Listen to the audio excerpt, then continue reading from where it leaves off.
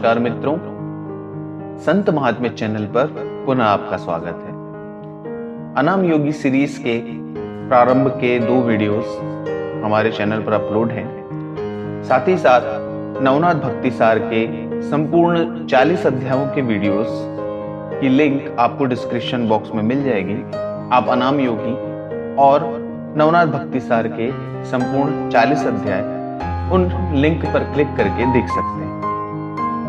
चलिए प्रारंभ करते हैं अनाम योगी का भाग 3। देखते देखते 4 दिन बीत गए, परंतु गुरु चरणों के दर्शन ही नहीं हुए। चारों ओर उनकी नजर गुरु को ढूंढने में व्यस्त थी, परंतु दर्शन नहीं ही हुए।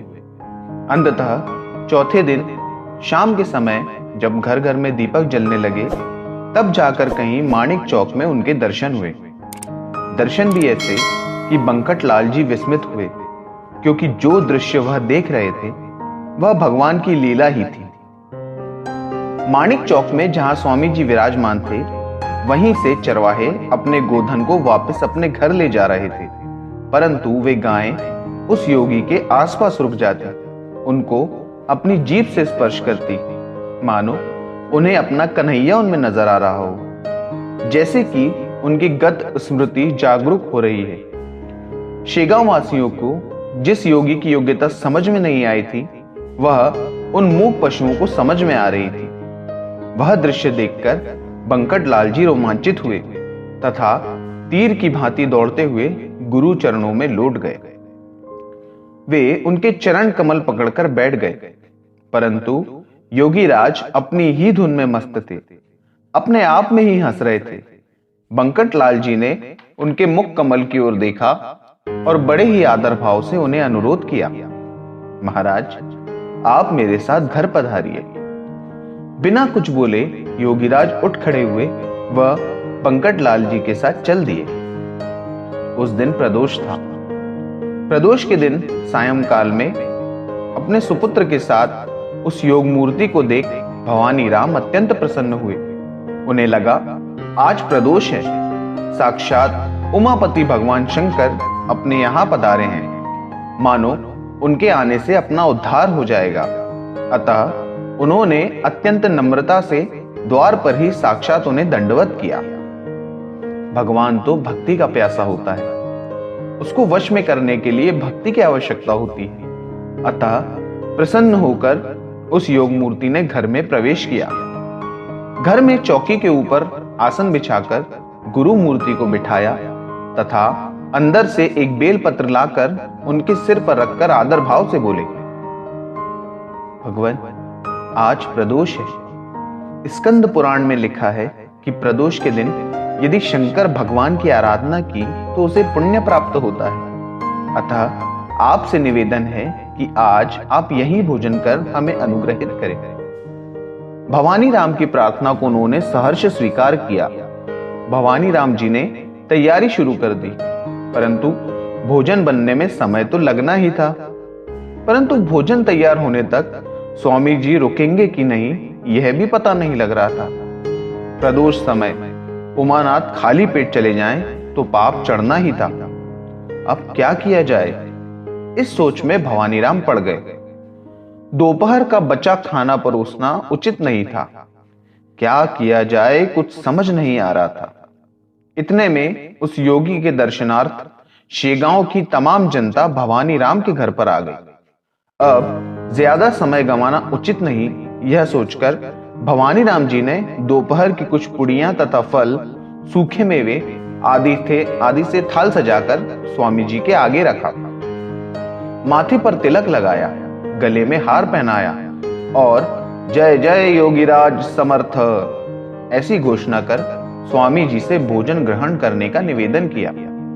भवानी राम जी के सत्कार से वह योगी आनंदित हुआ तथा भोजन ग्रहण करना प्रारंभ किया।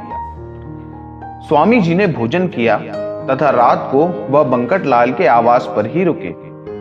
जैसे ही प्रातःकाल हुआ, वैसे ही भवानी राम जी के यहां लोगों का तांता लगा रहा। सुहागन औरतें ठंडे तथा गर्म पानी के कलश लेकर आई, साथ में उबटन आदि स्नान के लिए आवश्यक सामग्री भी ले आई थी। आंगन में स्वामी जी के नहाने की तैयारी होने लगी।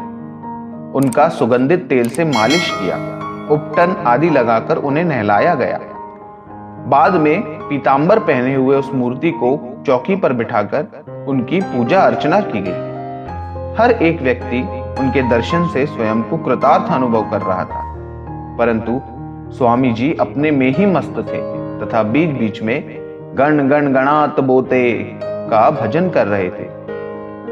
अभी तक किसी को भी उस योगीराज का नाम पता नहीं मालूम। अनेक बार पूछने पर भी उन्होंने अपना नाम किसी को नहीं बताया था, मानो वह भक्तों को कह रहे थे, नाम में क्या रखा है, आपको आवश्यकता हो तो आप ही नाम रखिए। ऐसा अर्थ कुछ वरिष्ठ लोगों ने लगाया तथा वह पुनः गण गण गणात बोते का जाप कर रहे थे।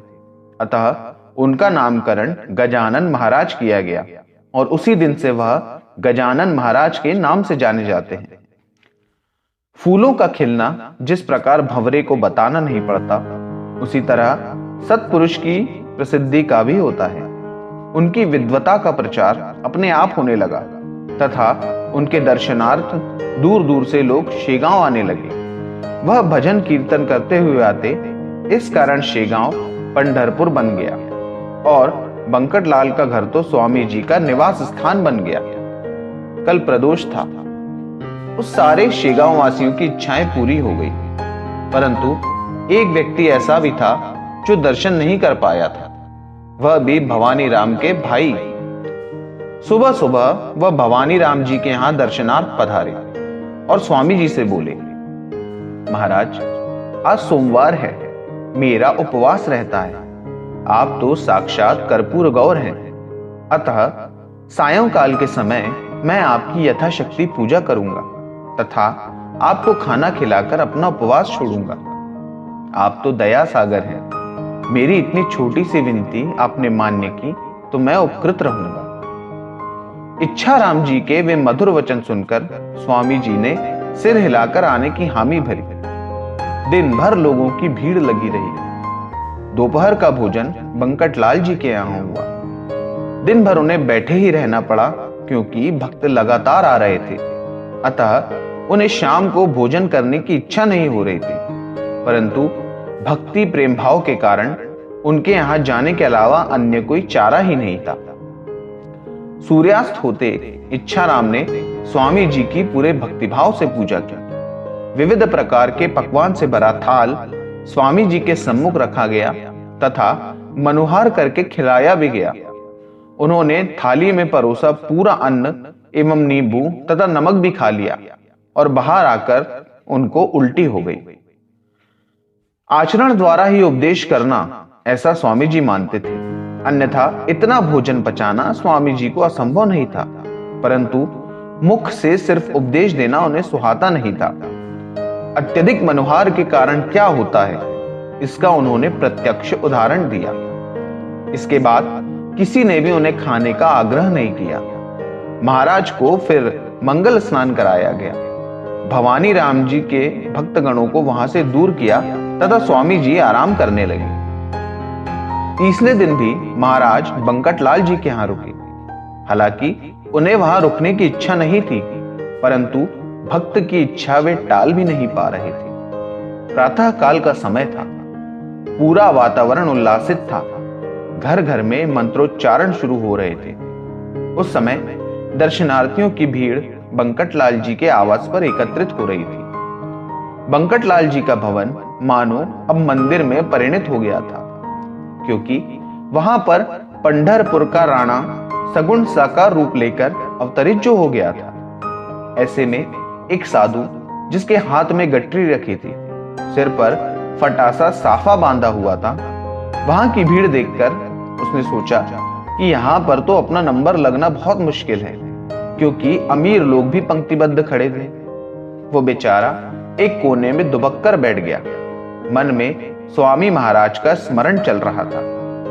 हजारों की भीड़ से घिरे होने के बावजूद स्वामी जी अपने में ही मस्त थे। बाह्य उपचारों में शामिल होने वाले वह स्वामी नहीं थे, वह अनासक्त योगी थे। वह तो सिर्फ अंतर मन से की गई प्रार्थना के ही चहेते थे। वे अंतर्यामी थे। इस कारण इतनी भीड़ में उस अकेले साधु को उन्होंने अपनी जगह बैठकर आवाज दी और बोले, कहां है रे काशी का साधु? वो देखो, वो खंबे की आड़ में दुबक कर बैठा है, लाओ तो उसे मेरे पास। समर्थ की बातों से सब चकित हुए। हर एक उस साधु को ढूंढने लगा। इतने में एक भक्त की नजर उस साधु पर पड़ी। उसने तत्परता से महाराज के सामने लाकर उसे खड़ा किया। साधु डर गया था, परंतु आनंदित भी था, क्योंकि सहजता से ही उनके दर्शन हो गए थे। उसने काशी में सुना था कि महाराज अंतर्यामी है, वह सत्य है। उसका अनुभव उसने किया। ज्ञानेश्वर नामक एक मराठी भाषिक संत ने भगवद गीता का मराठी में अनुवाद किया, जो ज्ञानेश्वरी के नाम से जाना जाता है। ज्ञानेश्वरी के 6ठे अध्याय में ज्ञानेश्वर महाराज ने त्रिकालज्ञ संत का जैसा वर्णन किया है, वैसे ही उसने उन्हें पाया। साधु महाराज आगे आए, परंतु अपनी मनौती के संबंध में चर्चा करने में संकोच का अनुभव करने लगे। वह आगे आए और महाराज के चरण कमल पकड़कर बैठ गए। कुछ बोलने की हिम्मत जुटा ही नहीं पा रहे थे, पर अंतर्यामी स्वामी जी सब जान गए थे। अतः उसकी पीठ थपथपा कर बोले, उठो, बहुत हो गया नाटक। मनौती मांगते वक्त शर्म नहीं, अब उसे पूरा करने में कैसी लज्जा। लाओ, तुम्हारी गठरी में जो गांजा पड़ा है वह दे दो। 3 महीने से गठरी में रखा है ना, निकालो उसे बाहर और पूरी करो अपनी मनौती। साधु बहुत प्रसन्न हुआ, क्योंकि जो करने में साधु हिचकिचाया था उसे स्वामी जी ने अंतर्ज्ञान से जान लिया था। अतः उसे कुछ कहने की आवश्यकता ही नहीं रही। इस अवसर का फायदा उठाते हुए वह साधु बोला, आप तो अंतर्यामी हैं, आपने मेरी मनोकामना पूर्ण कर दी है, परंतु एक इच्छा आप अवश्य पूरी करें। आप तो भक्त प्रतिपालक हैं, अतः आपसे मैं अनुरोध करता हूं कि आप गांजे की चिलम सदा मुंह में रखें। साधु के शब्द सुनकर स्वामी जी एक क्षण के लिए अवाक हो गए। उनकी भाव दशा जानकर साधु बोला, महाराज, भक्त की इच्छा भगवान पूर्ण करते हैं ना। अंजनी माता की कथा को याद कीजिए। अंजनी वानरी थी। वह कैलाश के सांब सदाशिव की भक्त थी, और जब भोलेनाथ उस पर प्रसन्न हुए तब उन्होंने उसे वर मांगने को कहा। तब उन्होंने कहा, भगवान, आप मेरे पुत्र बनकर आए और मेरा जीवन कृतार्थ करें। तब भगवान शंकर ने अंजनी पुत्र हनुमान बनकर उसकी इच्छा पूर्ण की। शंकर भगवान को तब मनुष्य और पशु अंतर भी ध्यान में नहीं आया। उसकी इच्छा तो चंद्रमौली शंकर ने पूर्ण की। तो आप अब चुप क्यों हैं? आप मेरी यह इच्छा पूर्ण करें। मैं जानता हूं कि दुनिया वाले इसे हेय दृष्टि से देखते हैं, परंतु फिर भी मैं अनुरोध करता हूं कि इसे आप निरंतर अपने मुंह में लगाए रखें। उस साधु का भावपूर्ण भाषण सुनकर स्वामी जी द्रवित हुए तथा उसके चिलम को उन्होंने अपने पास रखा। लगातार चिलम पीने के बावजूद उन्हें उसकी लत नहीं लगी। उन्होंने तो उसे भक्ति का चिन्ह समझकर स्वीकार किया। मित्रों, अनाम योगी का 3य भाग यहीं पर समाप्त करता हूं।